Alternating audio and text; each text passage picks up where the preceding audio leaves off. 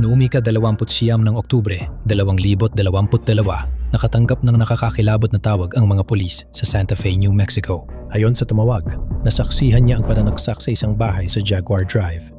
Ilang minuto matapos, dumating ang mga pulis sa bahay. Paglapit nila sa likod ng bahay, nakita nila ang garahe at ang natuklasan doon ay maniiwan ng pilat sa komunidad. Matagal na ba niyang hawak ang espada? Isang linggo pa lang niyang hawak ang espada.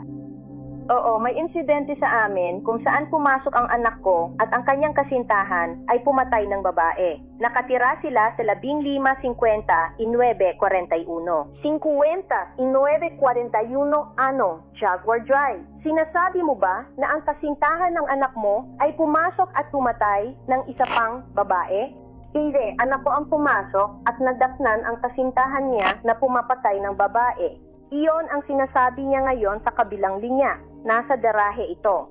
Sinabi niya sa akin na binilhan niya siya lang espada, tapos dinamit niya yon sa babae. Nataparanta at traumatized siya. Nakikita mo ang lahat sa paligid. Anong pangalan mo? Ako si Linda Montoya. Mali yun, galing sa kriminal. Oo, ganun din ang naisip ko. Nabigla talaga ako nang buksan ko ang pintuan. Sige. Sa tingin ko, nang makita ko siya sa lugar, akala ko ay naka-boots ka na ba? Oo. Akala ko maganda ang kuha. Naputol ang mga tainga niya kasi pinag-uusapan niya yung patayin siya. Tama ka. Bago simulan ng kaso, nais naming magbigay pugay sa biktima at pamilya. Paalala na ang video ay may mabibigat na paksa. Inosente ang lahat sa video maliban kung may ibang pahayag. Pinapayuhan ng manonood na gumamit ng sariling pagpapasya. Kakarating lang ng mga pulis sa isang tahimik na residential lot matapos makatanggap ng sunod-sunod na nakababahalang tawag. Sa sandaling ito, iniisip nilang tumutugon sila sa isang tawag tungkol sa isang nangyayaring pananakit. Ngunit habang gumagalaw sila sa loob ng ari-arian, nagsimulang magbago ang mga pangyayari. Sipain mo, Binto! Sige, hawak kita. Sa esquadro ba nito? Ito mga kamay mo! Umatras ka. Umatras ka. Anong nangyayari? Mukhang may napatay dito. Sinabi niya sa amin na nasa garahe ang nobya ng broker. Doon siya. Lumabas ang may-ari ng bahay nang marinig ang ingay sa labas at nalito siya. Sinabi ng mga pulis na nakatanggap sila ng tawag tungkol sa posibleng pananakit o pagpatay sa bahay. Kaya kailangan nilang hanapin ang garahe. Sino ang nasa garahe na ito? May tumawag na may nangyaring insidente dito. Lumapit ka dito. May sinaksak daw sa loob ng garahe na yon. May bintana ba kayo sa likod? Sila. Sabi nila, posibleng dito nangyari. Bahay ko. Bahay ko. Ikaw ba yan? Hindi. Mahira, pero sa huli nakapasok din ng mga pulis. Sa una, parang normal lang na garahe ng pamilya na puno ng lumang gamit at dekorasyon sa Pasko. Habang mas tinitingnan nila, napansin nilang may kakaiba. Oo, nakuha na natin siya. Nakuha na natin. Sa garahe, natagpuan ang bangkay ng isang dalaga na nakahandusay sa lawa ng dugo. Agad na lumabas ang mga pulis at idiniklara ang buong ari-arian bilang pinangyarihan ng krimen. Ngayon, kailangan nilang kausapin ang may-ari ng bahay at alamin kung ano ang mangyayari. Nasa linya si Isaac. Nasa telepono siya. Hindi ko alam kung kailangan niya siya. Siguro siya ang nobyo. May kabayo siya, pero anong ginagawa niya dito? Bakit siya nandito kung inimbitaan siya kagabi? Susubukan kong alamin. Magpapalipas ba siya ng gabi ngayon? Nandito siya kagabi at pinaalis ko siya sa building. Kaya pala magdamag kang kasama si Ginong Lee sa bahay. Oo, kaya ako nagalit. Doon siya natulog. Oo, sa bahay ko? Oo, at naiinis ako. Bawal si Grace dito. Alam niya yan. Sinong girlfriend ni Isaac? Siya. May isang dalagang pumasok sa eksena at ipinakilala ang sarili bilang si Kiara Macaulay, 19 na taong gulang. Sinabi niya na dito siya nakatira kasama ang ina at madalas din sa bahay ang nobyo o fiancé niyang, si Isaac Apodaca. Sa unang pagtatanong, kalmado at mahinahon si Kiara, ngunit hindi niya alam ang tungkol sa dalawang nakakabahalang tawag na natanggap ng pulisya ng Santa Fe ilang sandali lang ang nakalipas. Ang mga tawag na ito ay ginawa ng 25 taong gulang na si Isaac Apodaca, pati na rin ng ina ni Isaac. Sa mga tawag, sinabi ng mag-inang Apodaca sa mga investigador na inatake ni Kiara ang isang tao gamit ang isang espadang natapuan ng pulisya sa kanilang unang paghalugog sa garahe. Nagsimulang magkaugnay ang lahat para sa mga investigador, kaya inaresto si Kiara. Sino ka ba, Tizen? Ako, parang magiging biyenan ako. Anak mo ba? Oo, anak ko siya. Sumama ka muna. Pangalan mo? Kiara. Kiara? May sapatos ka? Wala. Sige. Di ko alam nasaan sapatos ko. Siya ang girlfriend niya. Kuro namin, dali. Pwede ba ako magsuot ng sapatos o kahit ano? Hindi muna ngayon. May sapatos ba kayo para sa kanya? Titrening tayo sa puntong ito, okay? Bakit? Sa tingin ko, ninakaw ang kotse ko. Nag-away ba kayo o ano? Umupo ba siya para masuotan ko siya ng sapatos? Anong ginawa mo? Naglakad si Isaac? Oo, maglalakad siya. Maliligo siya. Habang inaaresto si Kiara ng mga pulis sa Jaguar Drive, nahuli naman ng Santa Fe Police si Isaac Apodaca sa kalapit na tindahan at dinitina para sa karagdagang pagtatanong.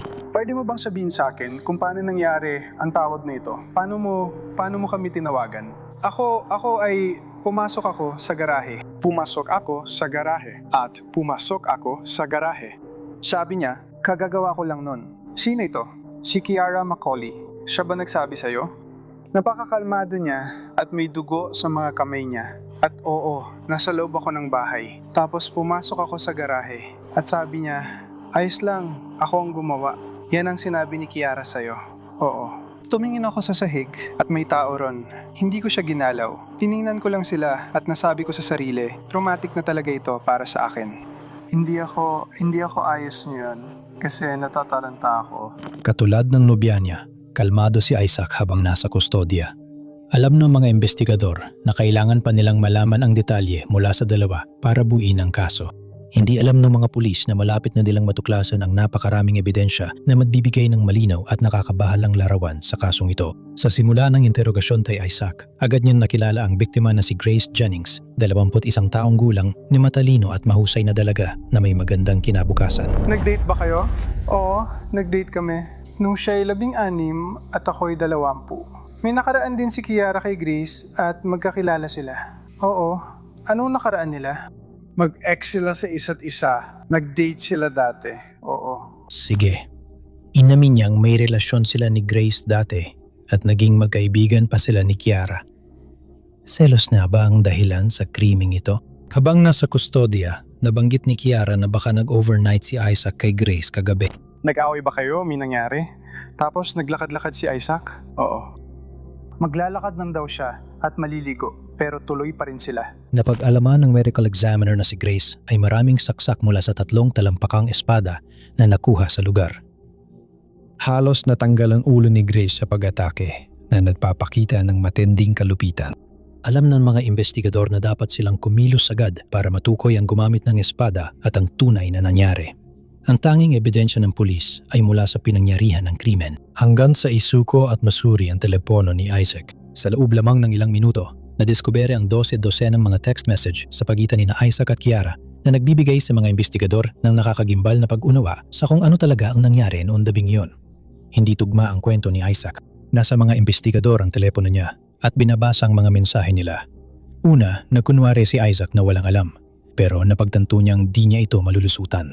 Pwede mo bang ipaliwanag kung paano naganap ang tawag na ito? Paano mo kami tinawagan? Ako kasi, pumasok ako sa garahe. Pumasok ako sa garahe at pumasok ako sa garahe. Sabi niya, ginawa ko lang. At sino? Sino ito? Kiara Macaulay. Sinabi niya sa iyo, yun ng napakakalma at lahat ng dugo ay nasa kanyang mga kamay. At oo, nasa loob ako ng bahay. Tapos pumasok ako sa garahe at sabi niya, sige, ako ang gumawa. Yun ang sinabi sa iyo ni Kiara. Oo, tiningnan ko ang saig at may tao dun. Hindi ko siya hinawakan. Sabi ko sa sarili ko, traumatic na ito para sa akin. Hindi ako ayos ngayon kasi natataranta ako. Ipinagdiinan ni Isaac ang pagiging inosente at sinabing nagkataon lang na nadatnan niya ang pinangyarihan ng krimen. Habang lalo siyang diniinan ng mga investigador, unti-unti siyang gumigay at naglabas ng impormasyong nagbago sa kaso. May sasabi ako ng totoo, may pangalawang telepono ako. Hindi akin ang mga mensahen yun. Mukhang di ka panipaniwala ang kwento, pero lumapit siya at palabas na sana. Ayon sa kanya, dadalhin niya ang espada at papasok siya doon. Gusto pa raw niya akong patayin. Pumasok ako. Sumigaw siya. Sabi niya, siya ang gumawa. Tumingin ako sa sahig at may nakita akong patay na tao. Nakita ko rin ang isang tae niya na nakabitin. Sabi ko, may nakita kang patay? Sino yon? May tao ba? Grace. Paano mo nalaman na patay na siya? Si Kiara, ako ang gumawa nun. Nilaslas ko leeg niya at narinig ko gargle niya. Dagger kasi mapurol. Ano ibig sabihin nun? Bakit mo sinasabi sa kanya na dagger kasi mapurol ito? Tinanong niya ako sa kwarto, anong pagkakaiba ng dagger at espada? Nag-message ako ng dagger kasi ito ay... Bakit daw mas maganda ang mapurol? Sabi niya, sinabi mong sobrang dali nitong humiwa, parang mantikilya lang. Pagkatapos, tiningnan ng mga investigador ang iba pang mensahe ni Isaac kay Kiara. Sa isang mensahe, sinabi ni Isaac na makakakuha ka ng benepisyo sa black market dahil ito ang una mo.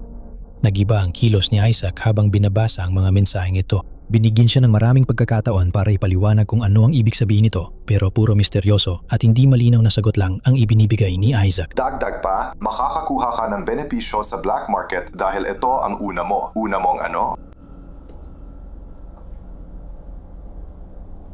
Isaac, ano bang nangyari? May natuklas ang mensahe ang mga investigador na nadurugtong sa buong kaso. At sa wakas, umami na si Isaac. Sabihin mo sa akin ang totoong nangyari. Pwede ba nating itigil ang pagsisinungaling tungkol sa mga mensahe niyan? Ano ba talaga ang nangyari kagabi? Nag-text siya sa akin tungkol sa plano kung paano siya papatayin. Sino ang nagmensahe sa'yo tungkol sa plano kung paano patayin ang sino? Kiara. Si Kiara ang nag-text sa'yo kung paano patayin si Grace. Si Grace? Oo. Ano ang ginawa mo? Sumasagot lang ako sa mensahe. Gusto ko lang matulog. Kasabay nito, sa kabilang kwarto, ini-interview ng mga detektib ang pangunahing suspect na si Kiara, 19 na taong gulang. Ang sinabi niya ang tuluyang nagpapatibay sa kaso. Alam mo ba kung bakit ka nandito? Naniniwala akong dahil may natagpo ang patay sa aking kwarto. Nasaan ang kwarto mo? Sa garahe? Garahe? Tinitiyak ko lang, hindi basta iniinom to kasama siya. Alam mo, panaginip lang yon. Naniniwala ka bang may natagpuang patay sa kwarto mo?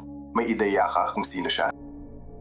Pagod na ako, pero kagabi inimbitahan ni Isaac ang ex-girlfriend ko, si Grace Jennings, na ngayon ay Yong na ang gamit na apelido, na hindi ko nakilala ngayon.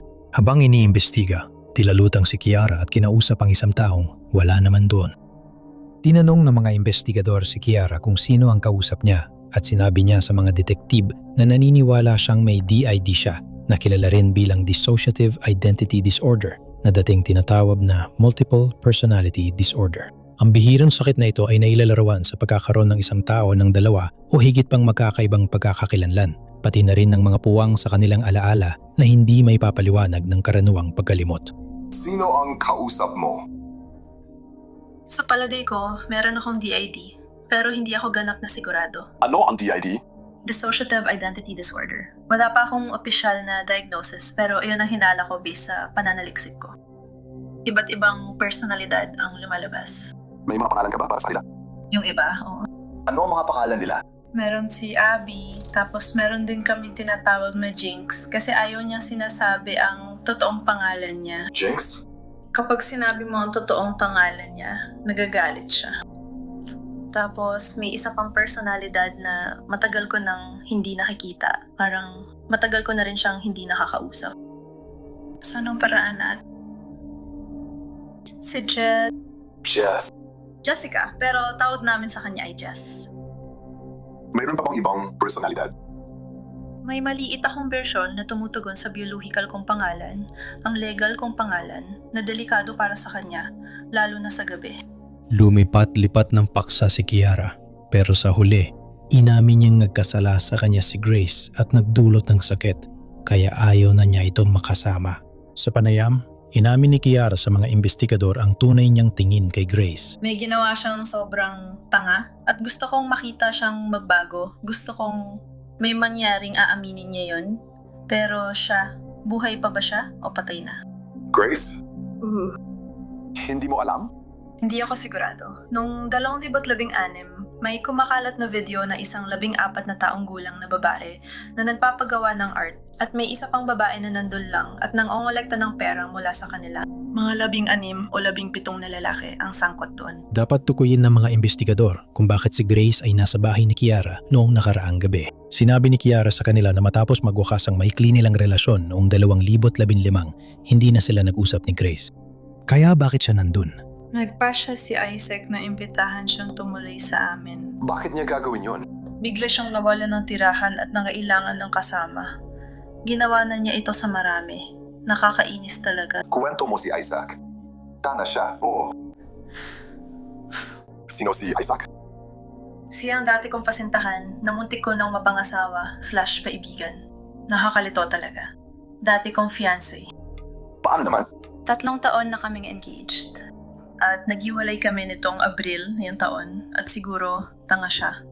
At iniwan ko siya at pinabalik ko siyang tumira ulit sa akin. Palagi niya iniisip ang cerebral sky. Seryoso ako. Pwede ba kitang sipain? Oo, ginawa mo na. Sige. Saan ka ba nakatira? Nakatira kami ni Isaac sa garahe ng bahay ng nanay ko. Ano ang address ng bahay ng nanay mo? 5,941 Jaguar Drive. Haya mula sa pagkakaintindi ko at sabihin mo kung tama ito, may pangunahing tirahan 5,941 Jaguar Drive. May maliit na bakuran sa likod, tapos may garahe. Kayo ni Isaac ay tumira sa garahe na yon? Oo. Kirk, hanggang kagabi, doon kayo nakatira sa garahe na yon. Oo. Talagang umasa kong ayos lang ang mga pusa ko. Pero ex mo siya. Pero magkasama pa rin kayo nakatira sa garahe na yon. Sinusubukan naming maging magkaibigan, pero umaasta pa rin siyang parang kami pa rin. Nakonsensya ako kasi parang napalayas ko siya ng 2 linggo. Kailangan ko nang tigilan ang pagkaawa ko sa iba.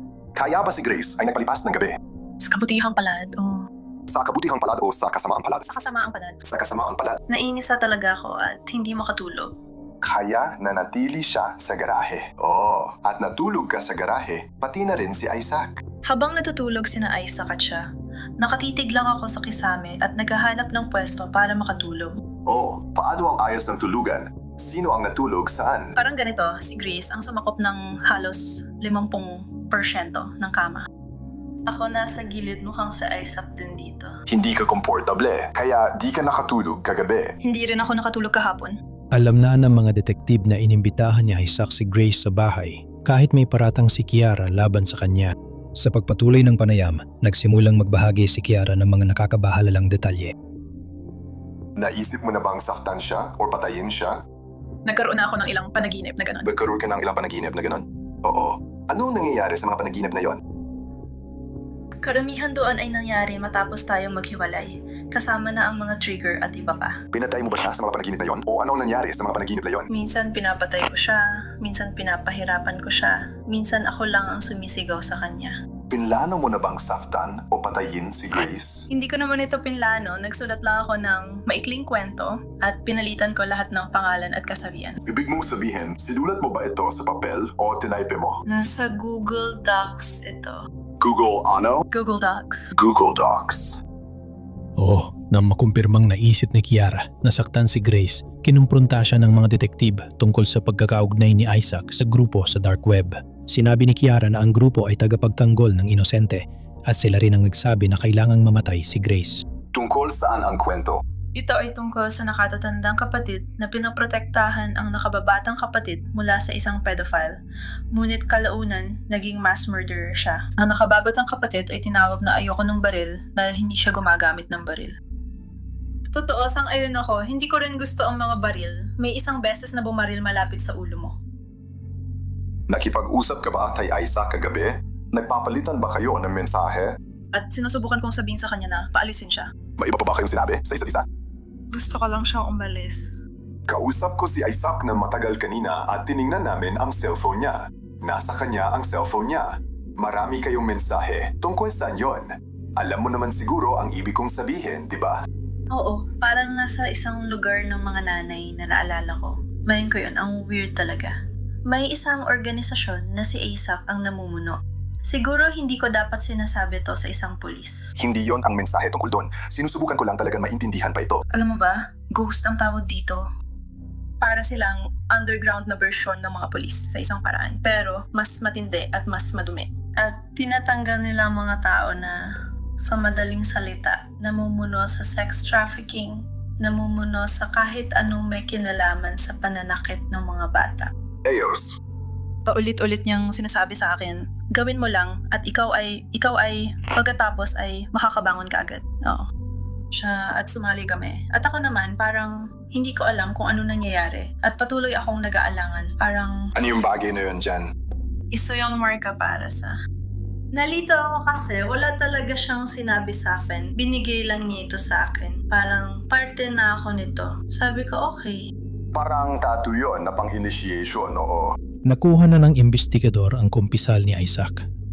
Kailangan naman nilang makuha ang kay Kiara para umusad ang kaso. Sabi mo posible na ikaw ang pumatay kay Grace. Pwede rin na si Isaac ang gumawa, tama? Parang may puwang doon pero oo, alaala lang ang oras.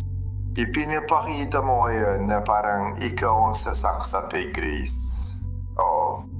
Tulog ba siya? Oo, tingin ko tulog siya noon. Tuloy ang panayam, pero si Kiara ay nagsasabi ng detalye na alam lang ng mga naroon. Isang nawawalang tainga. Nang rumesponde ang mga pulis sa bahay noong araw na yon, napansin nilang naputol ang mga tainga ni Grace. Tinatakam alamin kung ang isang bisyong ito ay mula sa totoong panaginip ko. Dahil ako'y nakakatulog na kung ito ay isang alaala. Anong nakita mo sa bisyon? Hindi ako sigurado. Parang tainga na nasa pader ko ang nakita ko. Ano raw? Tainga sa pader ko, nakakalito talaga. May tainga sa pader mo. O, tingin ko bahagi lang yan ng panaginip ko. Parang tainga ng tao. Oo. Parang Anong itsura nun? mukha siyang tainga ni Grace pero may parang punyal sa loob at hindi naman matalim yung punyal. Parang ano ba yan? Inilipat na nilang tanong sa espada na ginamit sa pag-atake kay Grace. 3 talampakan ang taas ng espada at nakuha ito sa lugar ng insidente. Tapat si Kiara sa mga investigador at ikinuwento ang koleksyon niyang mga sandata na iginiit niyang palamuti lang. So yung espada na binili mo, Tana, oo. Gaano katagal na mula nung binili mo yon? Mga 2 linggo na siguro mula nang nakuha ko yun. Ano yon? Yung punyal, ilang araw bago yun. Iyo rin yun. Sige, yung balisong. Yung balisong, mga ilang araw bago yung punyal. May iba ka pa bang armas sa garahe? Alam kong may karambit ako rito somewhere. 2 set ng mga karambit yun. Ang gaganda nila. Gusto ko ito. Fixed blade ba sila o folding? Ano ba sila? Fixed blade sila. Gaano sila kalaki? Gusto mo ba ito? Medyo. Ang kurba niyan ay sobrang kurbado. Hindi talaga ako magaling sa pagputol ng kahit ano. Sinubukan kong maghiwa ng prutas gamit ito at hindi talaga gumana. Sobrang kurbado. Ang alam natin, nung nag-inspeksyon ang mga pulis at nagsagawa ng security sweep sa garahe at lahat, ayon sa ilang tao na nakausap ko, ang espada na inaakala kong yun ang tinutukoy mong espada ay may dugo. Hula ko, hindi ko na ito mababawi. Kukunin namin ito bilang ebidensya. Nakatakip pa rin. Uy, saan mo nakuha? Sa Amazon. Hello, Amazon. Matapos ang 1 oras ng pagtatanong, dinala si Kiara sa selda habang iniimbestigahan pa ang kaso. Sa panayam, hindi siya umamin sa krimen. Ibinigay ng mga panayam kay Isaac ang lahat ng kailangan ng mga investigador. Patunay na naroon sina Isaac at Kiara sa pinangyarihan ng krimen. Kailangan nilang tukuyin kung sino ang humampas ng espada at kung pinagplanuhan ng pag-atake. Mabilis ba o matatagalan? Anong ibig niyang sabihin? Mabilis. Anong gagawin natin sa kalat? Anong gagawin natin sa kalat? Ano to? Paano ako tututok ng tama? Tumutok ka lang. Sige, sabihin mo kung anong usapan nyo. Iyan ang Call of Duty. Iyan ang Call of Duty. Tulungan mo akong itulak ito papasok. Anong ibig mong sabihin, tulungan mo akong itulak ito papasok? Iyon ang hinihiling niya sa akin na gawin. Saksafin siya. O kung hindi mo kayang gawin yon, ipapagawa ko sa iba at bilang pa rin yon na una mo. Ako na lang din magsusulat at magsusumite ng ulat sa black market leaders. Anong ulat ang gagawin mo para sa mga pinuno ng black market? Ano yung sinasabi mo? Sa kabila ng mga text sa harap niya, pilit pa ring ipinaliwanag ni Isaac ang bawat isa hanggang sa tanungin siya ng mga investigador tungkol sa isang partikular na mensahe. Bakit ayaw mong pasabugin ang paputok ko? Gusto mo ba na sasakin ko siya? Pinag-uusapan mo kasi ang pagpatay sa kanya, tama? Oo, ako nga. Matapos ang ilang oras na interview, sina Isaac Apodaca at Kiara Macaulay ay hiwalay na ikinulong habang hinihintay ang paglilitis. Alam ng mga detektib na sapat ang ebidensya pero hindi pa rin nila tukoy ang umunday ng espada. Inabot ng halos 3 taon bago nalaman ng pulisya ng Santa Fe at pamilya ni Grace ang katotohanan.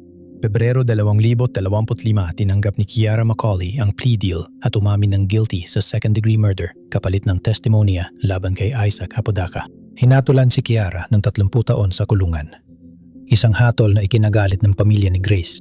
Sinabi ng kapatid ni Grace Jennings na si Arlo Jennings sa KRQE News at sinabi, si Grace ay 21 taong gulang, kaka-engage lang niya 2 buwan bago mangyari ito.